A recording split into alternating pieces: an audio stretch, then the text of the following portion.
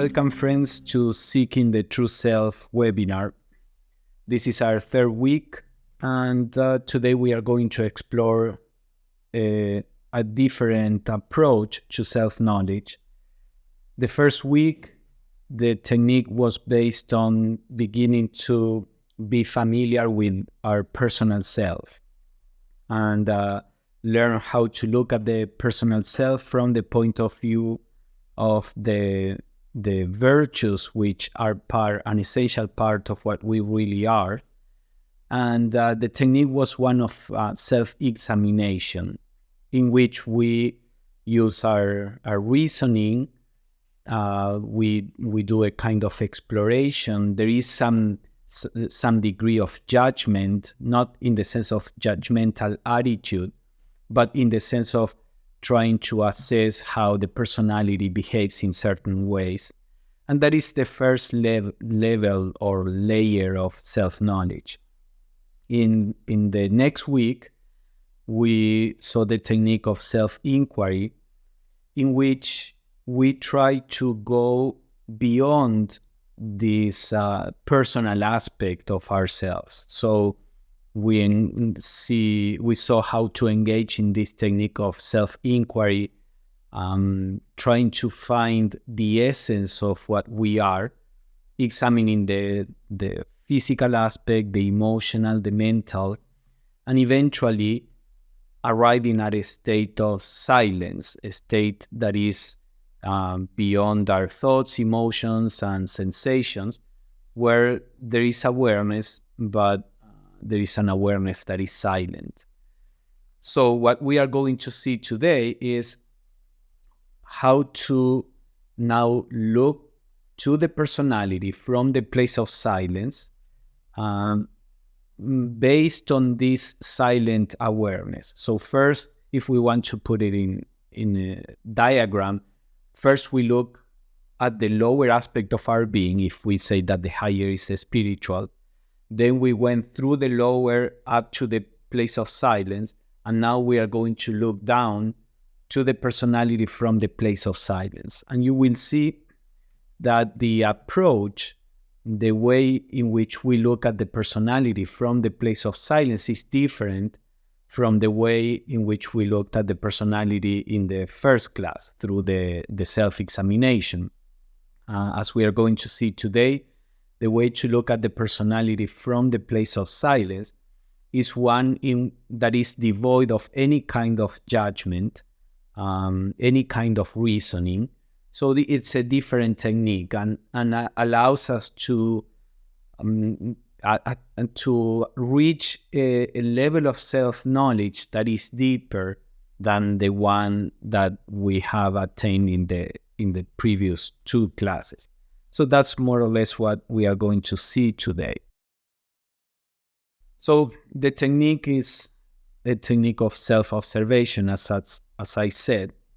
And let us explore this idea of a perception that is trans-intellectual. By this I mean a perception in which the mind is not involved, not because one gives the mind up, as in a pre-intellectual perception, but rather a perception in which the mind is transcended. There is an important difference between attitudes, or, in spirituality, sometimes it is said that the mind is a problem because it is a hindrance for the spontaneity, and the spiritual is supposed to be able to act in a spontaneous way. But so does the subconscious aspect of our being. The lower aspect of our being also acts spontaneously. So sometimes in some teachings or movements, there is the idea of receding from the use of the mind, thinking that there is an awakening of the spiritual, when in truth all that is happening is that the person is getting back to a place of just reacting automatically, carried away by the emotions. So that would be like a pre-intellectual approach. And what we are going to see today is a trans-intellectual approach in that way. So we will see what this means. Let's start with a quote from Blavatsky. She uses the word ego in a technical way. It means, ego means I-ness, comes from the Greek ego, and simply means I-ness. In psychology, there is only one level of I-ness, is the personal I-ness, the personal ego. But Theosophy postulates that there are other levels of I-ness, which are called the higher ego, which is a more impersonal sense of I-ness, and then the spiritual ego, which is a spiritual sense of I-ness. So this is what Blavatsky refers to here. We talked a little about the Sanskrit words in the previous class. Buddhi is a Sanskrit word from the same root as the word Buddha, and therefore it means to be awakened or to be enlightened. So Buddhi is the aspect in ourselves that is the source of wisdom. It is our innate wisdom. And Manas is the conscious mind. So Buddhi Manas is the mind that is illumined by the aspect of wisdom. And that is what Blavatsky means by the spiritual ego. So let's read the quote. The spiritual ego reflects no varying states of consciousness, is independent of all sensation, experience.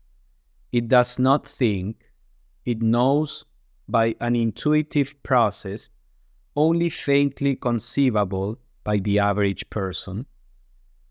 The subject that perceives the mind in this process of self-observation, as an attribute of itself, is this transcendental or spiritual ego, Buddhi. So let's see what the different sentences mean. So this state of consciousness in which there is a spiritual I-ness operating, or in another way of saying, in which our mind, with its sense of I-ness, is being illumined by wisdom, Blavatsky says, reflects no varying states of consciousness, is independent of all sensation or experience. This means that there is a state which is constant, which is poised, regardless of what kind of experience, sensation, thought, emotion may be going on in our being, in our field of consciousness. If we are at the level of the mind, then we depend on what the mind is thinking. If we are at the level of the emotions, we are affected by the emotions, or at the level of the body or sensations. Our state of consciousness varies when we are within the personal self with the movement of thoughts, emotions, sensations, etc. But there is a state that is independent of all of this, that it remains constant, whether there are emotions that can be positive or negative, or no emotions, whether there are thoughts or there are no thoughts. This state remains independent.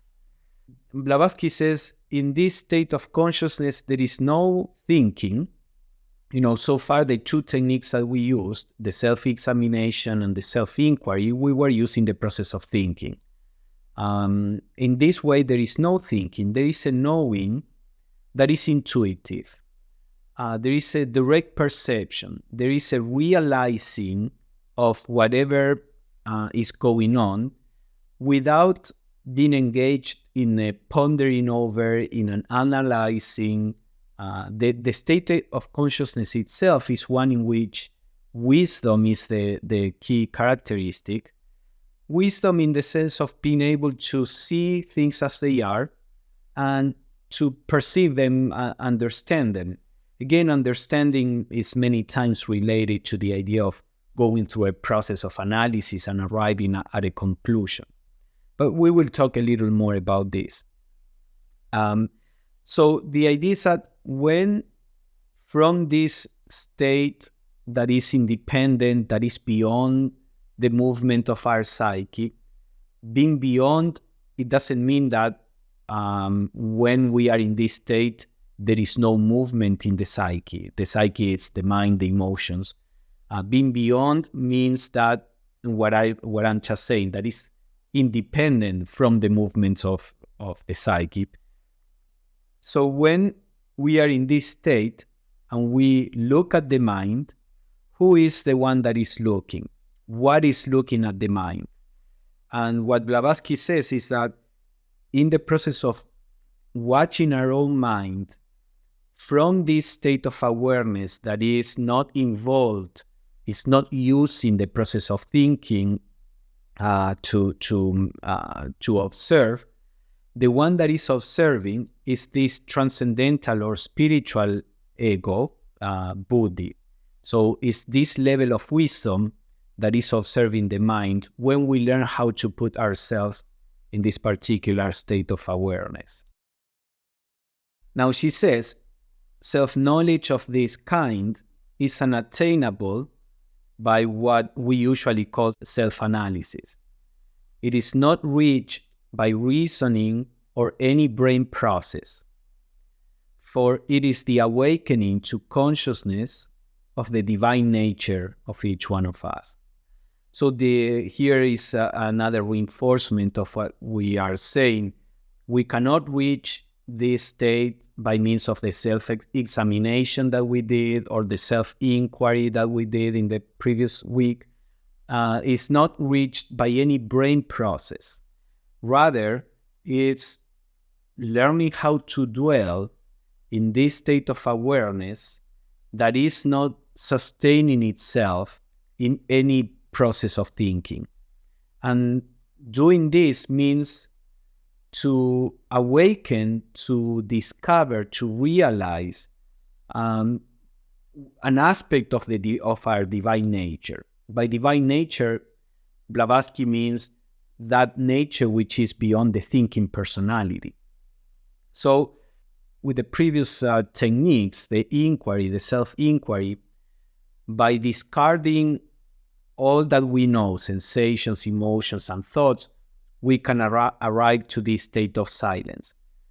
And then from that state of silence, if we remain simply aware, and there may come emotions or thoughts or sensations, and we remain simply aware of them without engaging in thinking, in analyzing, then we begin to operate from this state of consciousness.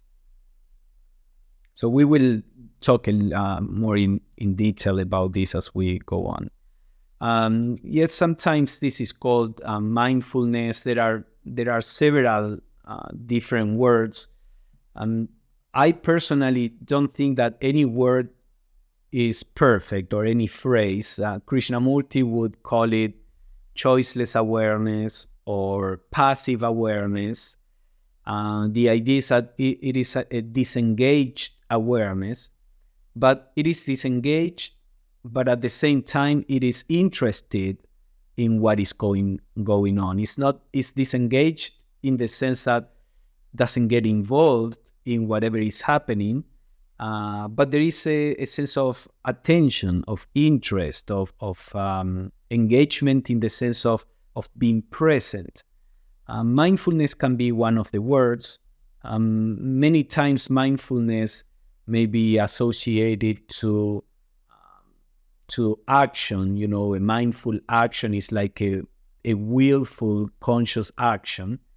At the level that we are talking about, it's just noticing. So we can use that word too. Now, what is important in this approach is that essentially what has to be transcended is a sense of duality. Whenever we are doing something in particular, there is an affirmation of we, of I, as an entity separate from the rest. There is, when I say, I think, I do, I try, whenever there is the attempt of somebody doing something, that somebody is my, my personal self. Because when I say I'm trying to do this, for example, what level of my being is active in my trying to do this. It is my mind, my will, or my emotion, my desire. So when I am trying to do something, what means is that I am working through the intellectual level or the emotional level or the physical level. And therefore, there is this sense that I am an entity. Being a particular entity, I am different from everything else. So there is this duality between me and what is not me. This particular state of consciousness is one in which the sense of me as separate has to be transcended. And only then a deeper state of wisdom may flower. So Blavatsky explains this saying, so long as the contrast of subject and object endures, subject is myself or yourself, the subject of perception, the entity that is perceiving, and object is whatever I am perceiving. So as long as I have the sense that I am this and I am perceiving something that is not me, so long will it be impossible for the personal ego to break through the barrier which separates it from a knowledge of things in themselves. So this phrase, things in themselves, was used by the Western philosopher Kant, for example. He said, all we can know about the world is its appearance. Appearance in the sense of how things are presented to us through our senses. Colors do not really exist in nature. They are different waves of light with different wavelengths that as our senses bring it to the brain chooses to present to consciousness the different wavelengths as different colors. And same for sounds, smells, etc. Smell is a molecule, a bunch of atoms. The molecule itself has no smell. The atoms have no smell.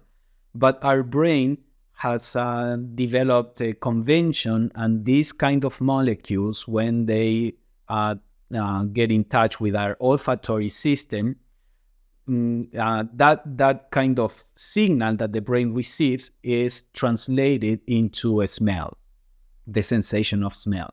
So Kant would say, we cannot really know how things are in themselves. All we can know is how the senses and the brain choose to present things. Therefore, in modern philosophy, there is a tendency to, most philosophers have abandoned any search for truth more than the empirical truth, empirical in the sense of whatever is perceivable by our senses, and any idea of metaphysical truths, ultimate truths, spiritual truths. There is the idea that we simply cannot perceive them. They may exist, may not exist, but we are not equipped to perceive anything except through the mediation of the senses. Well, Blavatsky says that is true only insofar you are caught within this level of consciousness of duality between you and the external world. At that level, it is true. You can only perceive appearances. However, what Theosophy postulates and other spiritual traditions is that there are other means of knowledge higher than the mind, higher than the senses. And it is only through this level of being that we can perceive things in themselves, that we can perceive truth, that we can realize our spiritual nature. But for this state of awareness to be attained, we have to learn how to let go of the duality, which is something that neither current philosophy nor psychology, and of course not science, know how to do or even have the theoretical framework that would allow them to look in that direction. This is part of the heresy of separateness. It's all based on this dualistic perception. If I am Pablo, necessarily this means that I am not somebody else. So the very fact of perceiving in a state of consciousness that is constantly defining itself as one of the parts in the universe, that generates the sense that I am this part and not any of the other parts. Now, that is not the only option that we have as human beings. As most mystics or many mystics can bear witness, there is a state in which we can feel that we are everything that is around. In the same way that I can feel my body, there is a state of consciousness in which I can feel anybody else, the body of anybody around, or the tree, or the cloud. Of course, reaching that level, one has to go far deeper into the nature of the self. But the way in, or the direction to get there is by learning how to position ourselves in this state of silence awareness, and being able to perceive from this state of silent awareness that is not actively separating itself from what is being perceived. So we will see that. There is another quote from one of Blavatsky's teachers, Mahatma Maurya, and he says something similar. The real knowledge here spoken of, this is in the context of a correspondence where they were talking about the true knowledge or wisdom.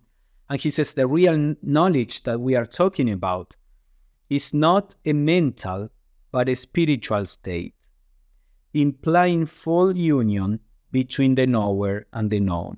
So again, this all comes to the idea that there exists a trans-intellectual or trans-mental perception. It's beyond the mind. There is awareness, but there is not dualistic awareness. One way to learn how to position ourselves in that state of awareness is by means of this technique of self-observation. So let's look a little more at the theoretical foundation for the technique first. So the one consciousness of each person is the witness or spectator of the actions and experiences of every state we are in or pass through. So this is a quote by Judge. So he says, there is a kind of consciousness in each of us that is like a witness or a spectator. And these words are used in the sense of the quality of this awareness is just to witness, just to notice, just to see, as opposed to doing. Many times the contrast is put in terms of the witness or the doer. For example, when I have a thought or an emotion that I don't like, there is an aspect of myself that notices that I don't like this emotion. But immediately, there is an action in which I engage. Whether this action is to try to shut the emotion, out, or to distract myself and watch a movie, or to feel guilty. Normally we perceive things in the awareness of the doer. We do something about it, even if it is ignoring it and trying to distract ourselves. Now, he says that there is a state of consciousness in which there is only witnessing, not trying to change it, not trying to correct it, not trying to manipulate it, just witness it. Just as it is, whatever is there, it is perceived. He says, when we fall into this state, we find ourselves possessed of another mode of consciousness. This is 19th century language, but I think we can get the gist of it. So we find ourselves in another mode of consciousness above or behind the fluctuations of thoughts. And this mode of consciousness calmly observes the whole panorama moving before us. So it's like maybe watching a movie. If you watch a movie that is not producing any strong emotions, that is not getting you engaged or reacting, you just watch the movie. So this state of consciousness is similar in that way. Normally when we think, I am thinking. And I may be thinking something that I like, and then I get identified with it and I enjoy it, and I try to keep, working those thoughts because they are pleasant. Same with emotions. Or I may be thinking something that I don't like, and then I'm struggling, I'm trying to get rid of it. But Judge is here talking about this state of consciousness, which is able to watch like if it was a movie, unmoved by the panorama, by the scenes, just simply watching. He says, before the student reaches this state of concentration, today we would say this state of awareness. All this was written several decades before any teaching on meditation from Buddhism or Hinduism came to the West. So they were developing this language. So before the student reaches this state of awareness, let's say, he makes a preliminary step towards it when he discovers this center, this place, mode, or states of consciousness in which he surveys the whole mental field as something that is not himself, and feels that self to be the perceptive power per se. This is subtle, but it's important because we said that the dualistic consciousness has the sense of I am Pablo watching what I'm thinking, what I'm feeling. I'm separate from it. But when we start watching in this place of stillness with this disengaged awareness, but an awareness that is interested in what is going on, but it doesn't get entangled in what is watching, soon we lose the sense of I am watching. And for the most part, we start in that way. Okay, let me watch what is going on. That there is duality there. But as we just rest in this state of just noticing, just watching, the sense of me being separate from what I'm watching disappears. And there is only a sense of being the perception itself. It's not that we lose the awareness. It's just that we lose the awareness of me being separate from what I am perceiving. So I'm neither the subject of perception, nor the object of perception. I'm the perception itself, the one thing that unites the two. And this is what he says. One loses the sense of being oneself as separate, and feels that what I am is just the perception, the perceptive power per se. And he says the person who realizes that state of consciousness is nearer to the universal mind. He has entered one of its phases or states. And he says it's not a state of trance. So the idea here is that as you know, the personal mind is a limitation of the universal mind in the Theosophical view. It is the universal mind, but that has been conditioned, and therefore there is the feeling, I am an individual mind. When we step beyond that sense of I am an individual mind, we start acting more in our universal aspect. I don't know if acting would be the right word, but we dwell more in the universal aspect of ourselves. And this is why he says that as soon as we step into this state, we are beginning to be in touch with that universal mind. We could say it's the lower aspect of the universal mind. The higher aspect is the intelligence behind the creation of the cosmos or the manifestation of the cosmos. But we are stepping outside, for the time being, outside the individual, and begin to be in a state that is universal, in the sense of not individual. So how to do it? We'll start looking a little more into this. This is a quote from Blavatsky, and she says, in his hours of silent meditation, the student will find that there is one space of silence within him or her where he can find refuge from thoughts and desires, from the turmoil of the senses and the delusions of the mind. By sinking his consciousness, that is our mind, deep into his heart, and Blavatsky always used the heart as a symbol for Buddhi, for this wisdom, he can reach this place, at first only when he is alone in silence and darkness. So again, she says something similar to what Judge was saying. It is like finding a place. There is this place, allegorically speaking, within us. There is this center. There is this, it is really a state, if we want to put it in that way.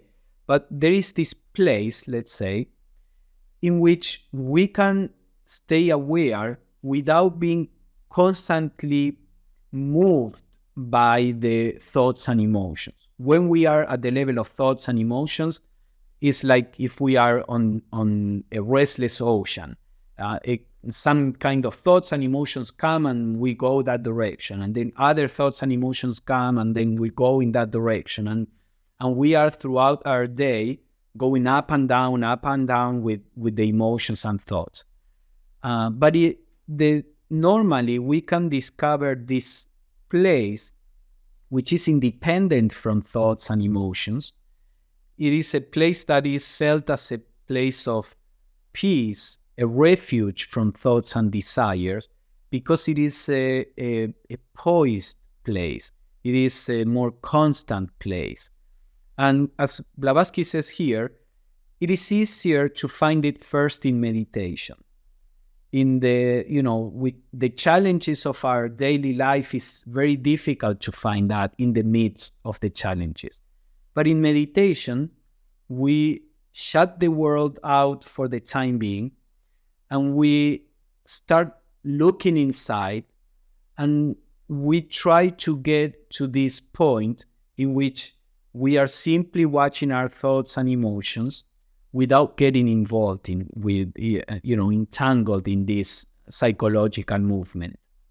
And by trying this, and we will have a little exercise at the end of the class as we did the previous weeks. But by trying this in meditation, little by little, we discover this place. We discover how to stay aware of my thoughts and emotions and sensations without getting involved in them. So first, we try and find it when we are alone in silence and darkness, in our meditation. And then she says, but when the need for silence has grown great enough, this is also very interesting, because at the very beginning, for most people, silence is scary, because we are so identified with our thoughts, emotions, sensations. We feel we are alive when we are active. The idea of being bored is simply not having enough stimulation, and therefore we have the sense that unless I'm excited, unless something is going on, I'm not there. Because our awareness in general society, the awareness is completely identified with the thoughts and emotions. That's why the movies try to stir up our emotions, and the amusing parks to stir up our sensations, or debates to stir up our thoughts and opinions. That is the field in which we live. And when those things are not, there is this sense that I am not. If I am not thinking, feeling, doing, then I'm not. So many times at the beginning, when we try to let go of all this, there is this sense of void. There is this sense of, in a certain sense, of death. Some people are afraid of silence. But if we can persevere, gradually we begin to discover this peaceful, harmonious, restful feeling that accompanies a state of silence. Little by little, we start discovering that we are, even when the thoughts and emotions are quiet. It's, to some extent, it's like trying to start eating without salt or drinking without sugar.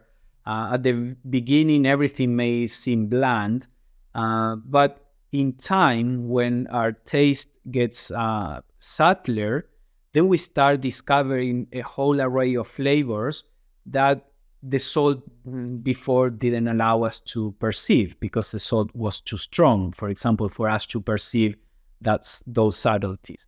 So in a similar way, when the emotions and the thoughts and the sensations recede, at the beginning, that state seems to be bland, but in time, we start discovering the subtle joy that accompanies the state of silence. And little by little, the need for silence begins to grow, and the need for excitement begins to disappear or to weaken. And Blavatsky says, when that need for silence grows great enough, then we go into a new stage. We turn to seek that silence even in the midst of the struggle with the personal self, and we will find that silence. This means that at the beginning we can get to this place of silence only when everything is perfect, and we put nice music, an incense, in the right cushion at the right time, nobody bother me, and maybe when I create the perfect condition, I may touch that silence. But then, little by little, we will start turning to that silence even in the midst of activity. When we learn how to watch our emotions and thoughts when they are calm in meditation, and then gradually we start discovering that even when the personality is reacting to something, we can position ourselves in this state of awareness that is poised even when the emotions are reacting, even when my thoughts are reacting. And we start discovering that the two can be together, the state of silent awareness with the movement of our mind and emotions. And then we see that the very fact of stepping into this state of awareness, many times spontaneously, just because we put ourselves in this state of awareness, brings a certain order into my emotions and thoughts. An order that is not imposed. You know, when we try to deal with our thoughts and emotions from the level of the mind, it is a battle, and it's a question of who's stronger, the emotions that I don't like or my desire or will that wants something different. It's a question of who is the bully there. Are my emotions bullying me, or I'm bullying my emotions? But so I may, through struggle, be able to subdue my emotions or thoughts. But that generates, if you ask me, that is better than just being taken away by negative emotions. And sometimes that's all we can do. But what we are exploring now is something that is far deeper. If we can step into this state of awareness that we are talking about, when the personality is reacting, we will see that the order, the harmony that comes into the personality comes spontaneously without the need to struggle, to fight. It comes because the state of awareness spontaneously infuses that sense of harmony into the personality. Sometimes it happens instantaneously. Most of the times, it has a gradual influence, so that all the unrest begins to little by little dies out until there is only peace. And there is only peace not because you try to impose that peace, but because you remained in this state of awareness, and that gave the space to the reaction to die out on its own. So this begins to be attainable when we really start searching for this silent, even in the middle of the reaction. And yes, this can become a refuge from the coarseness of the world, not because we are escaping the world. And this is what I think is important in this state of awareness. For example, there are some things in the world that we may regard as bad because they induce negative emotions. In many religions, the monks would say, pleasure is bad because pleasure generates attachment. So be careful, don't look at women, or don't do this, or don't do that. So there is a way, if we to take refuge from the world in the sense of escaping from it.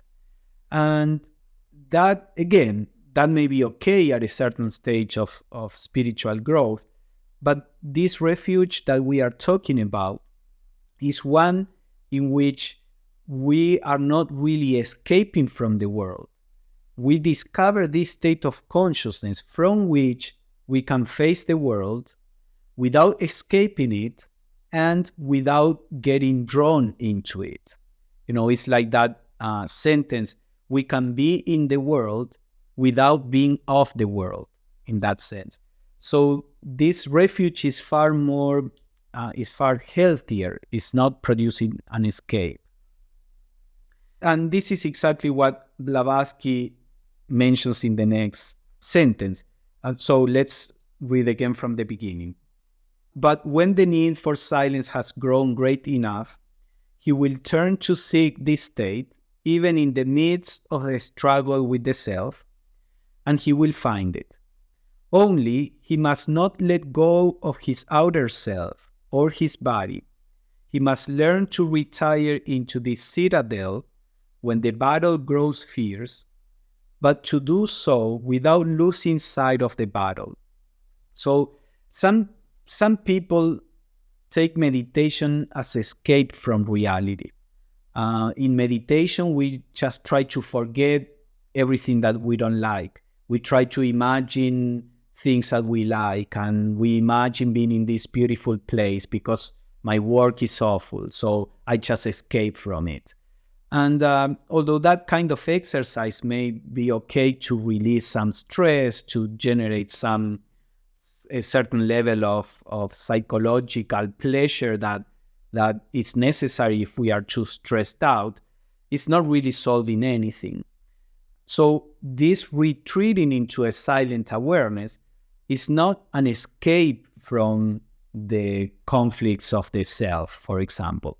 Not only the conflicts, any aspect, but normally we are more concerned about, escaping the negative.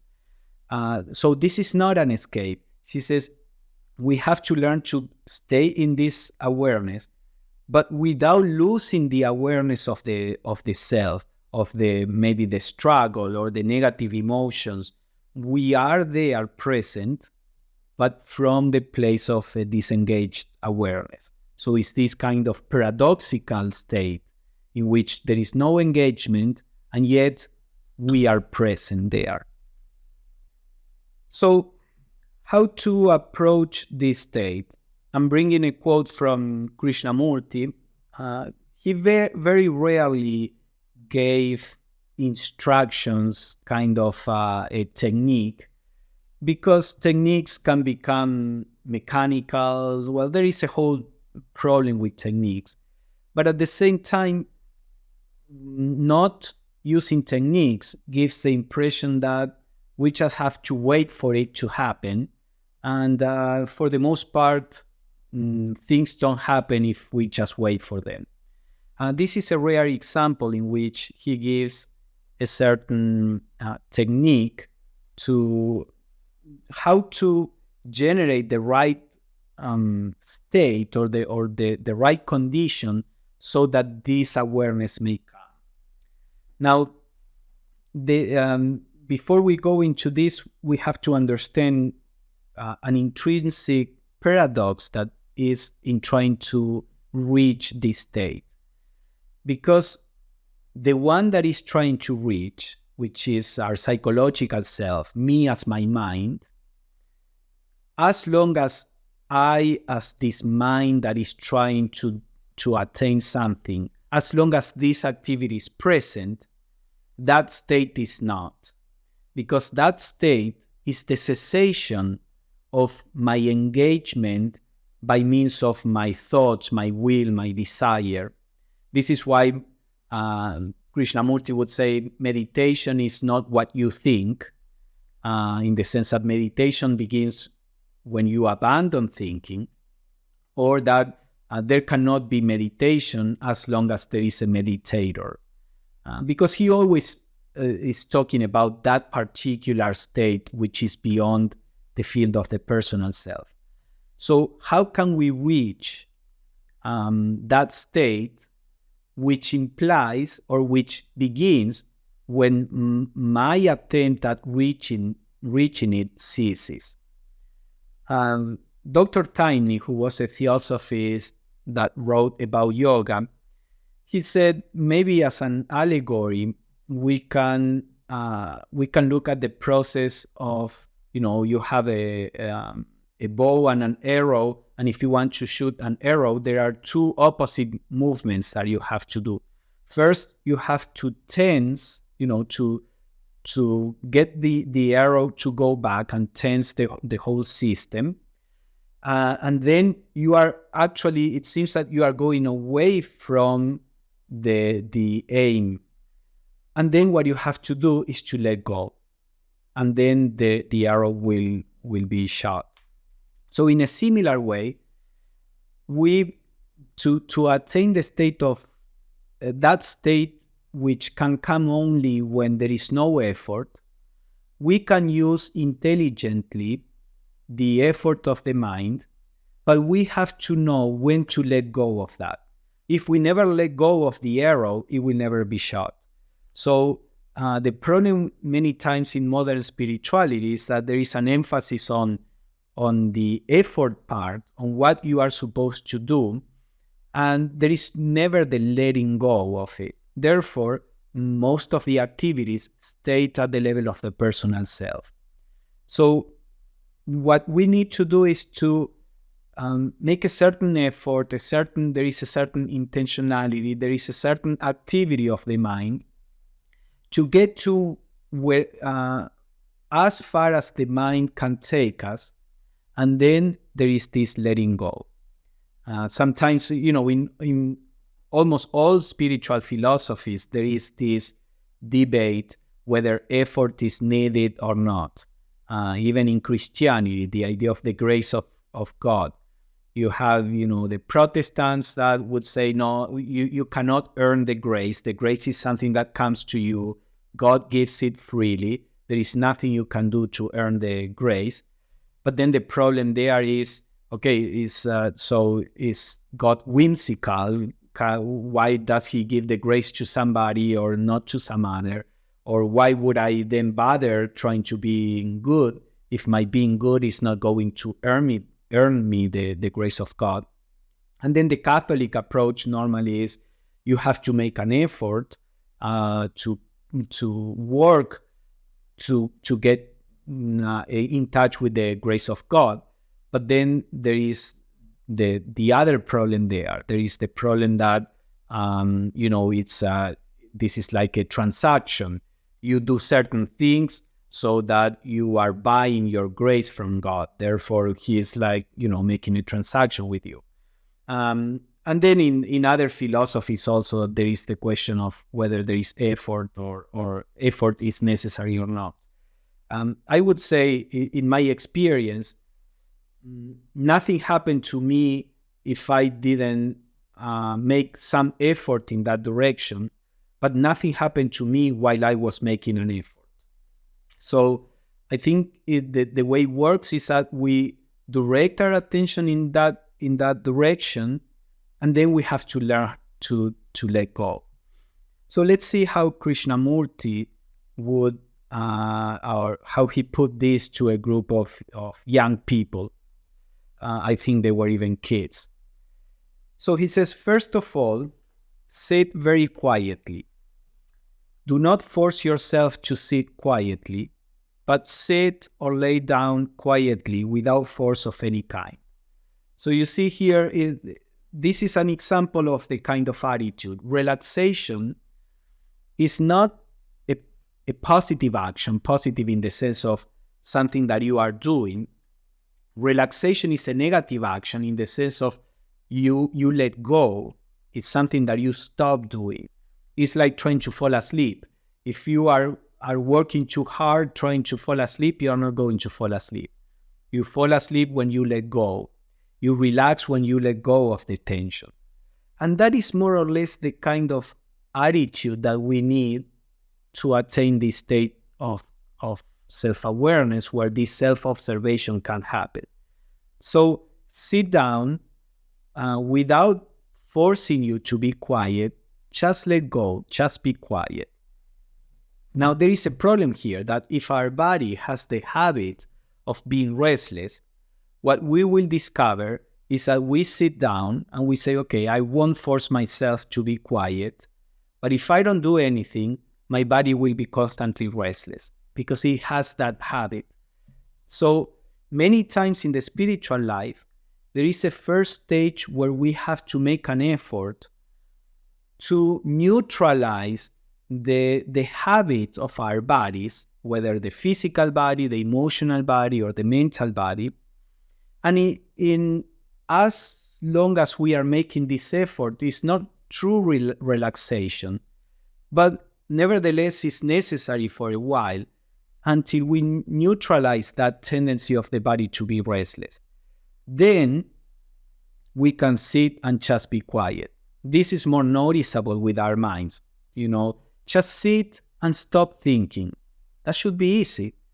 If we are in charge of our minds, I should be able to think when I want or to not think when I don't want to think. So the instruction, in Zen, just sit. Don't make an effort. Don't try to attain. Don't try this or that. Just sit. But the experience of most people is if I just sit, my mind will be as restless as it is during the day. So there are all these practices of concentration in which, far from being relaxed, you are engaged in a struggle with your mind, trying to bring your mind back to the object of concentration. As long as you are struggling with the concentration, it's not true concentration, it's not true relaxation. But for many people, I would say for most of us, that first step is necessary. And then as this automatism of the mind to be restless, the mind, the emotions, the body, begins to be overcome by the opposite effort that we are making, we start discovering that now I can sit and just relax and my mind is quieter. And only then you begin to be able to do this. Just sit without forcing yourself and just be quiet. So always keep in mind this process. We all may be at different stages of this process. Some people may need to struggle a little more or less with the mind. There are people who are born with minds that have more tendency to be active, or others that have a more tendency to be more contemplative.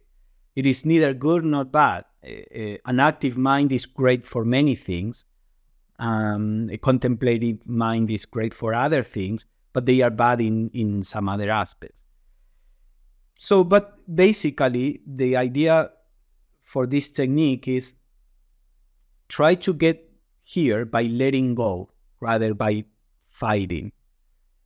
So he says, once you are sitting, relaxed, quiet, but without trying to make yourself quiet, then watch your thinking, he says.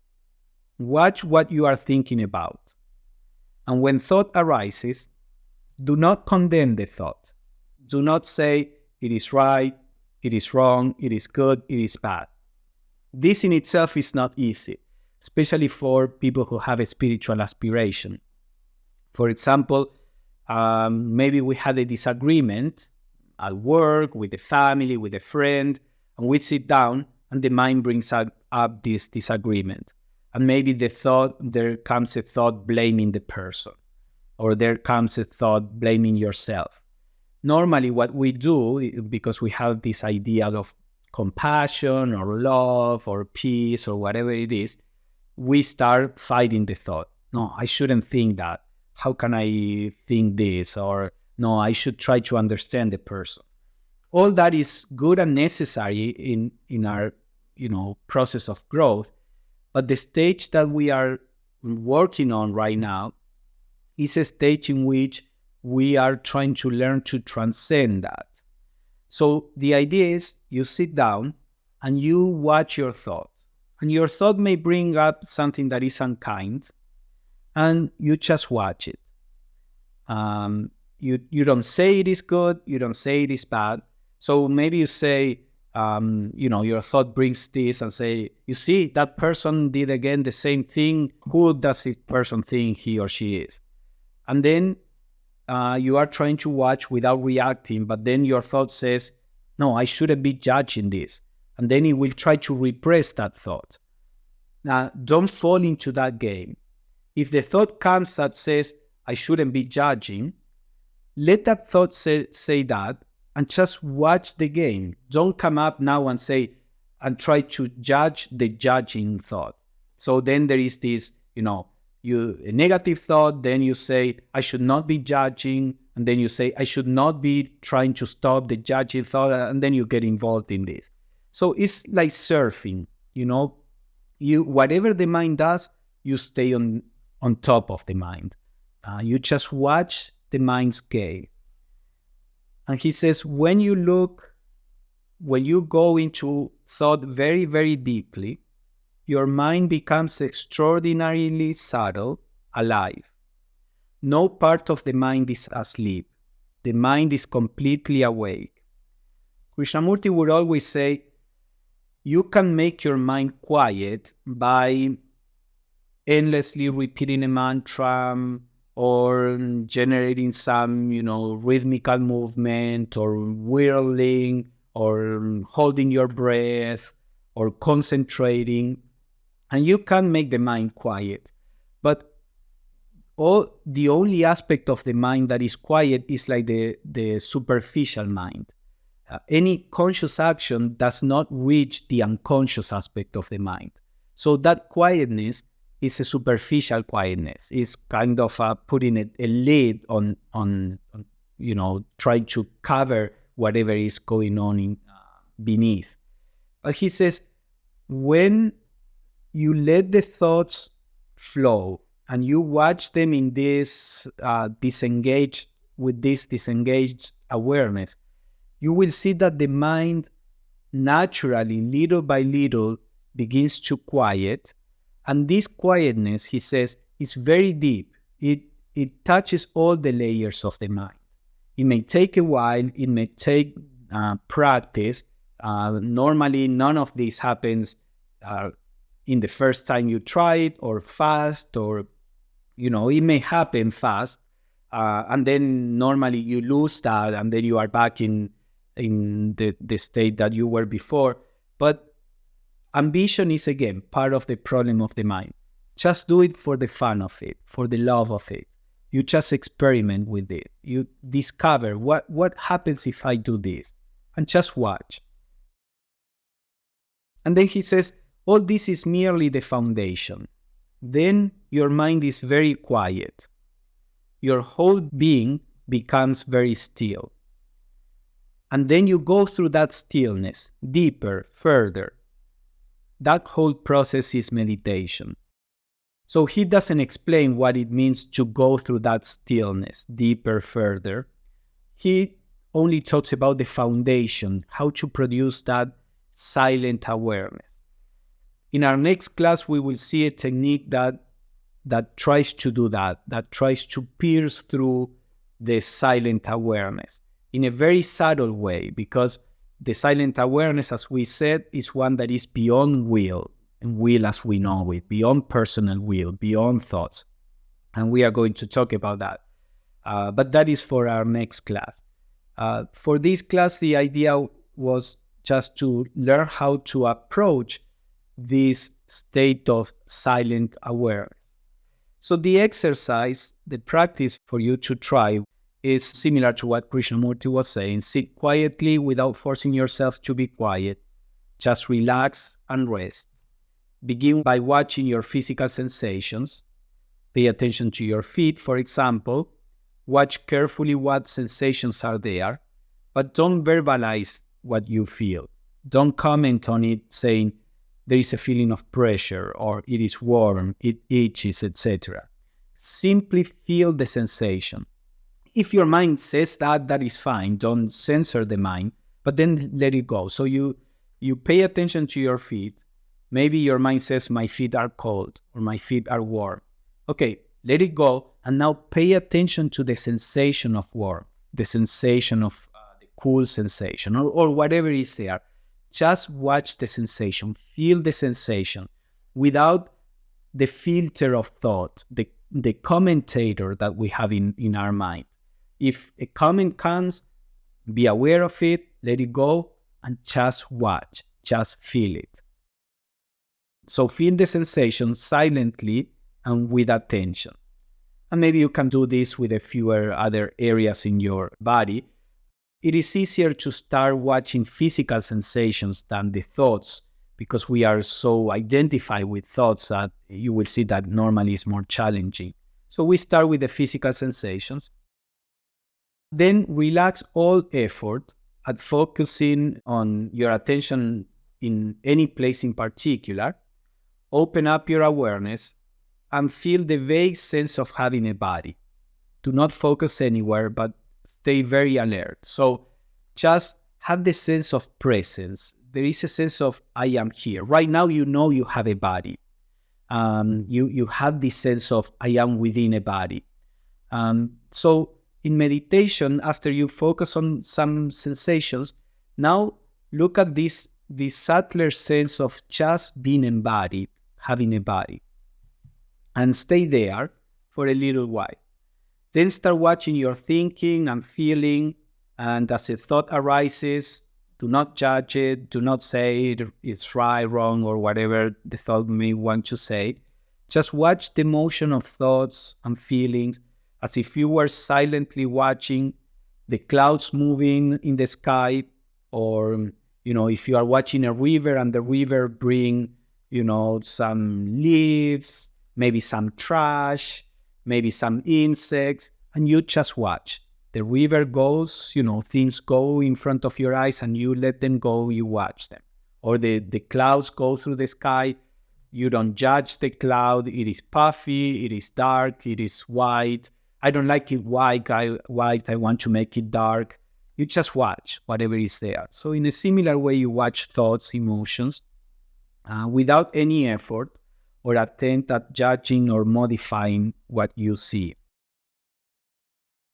And finally, relax your focus of attention on the thoughts and the emotions and just sit as an immutable witness, an unchanging witness that notices anything that enters the field of consciousness. Maybe thoughts, sounds, sensations, whatever comes into your consciousness, you just notice it without being drawn into any of them, just like the river. Notice and let go, notice and let go. And it's just a flow. You are more interested in the motion of everything that comes into your consciousness than in the individual objects. You are like the space within which the whole universe takes place, the universe of thoughts, sensations, emotions. You are none of them. You are just the space that embraces it. So these instructions may help for you to try it, and then at some point to let go of your trying and let this happen.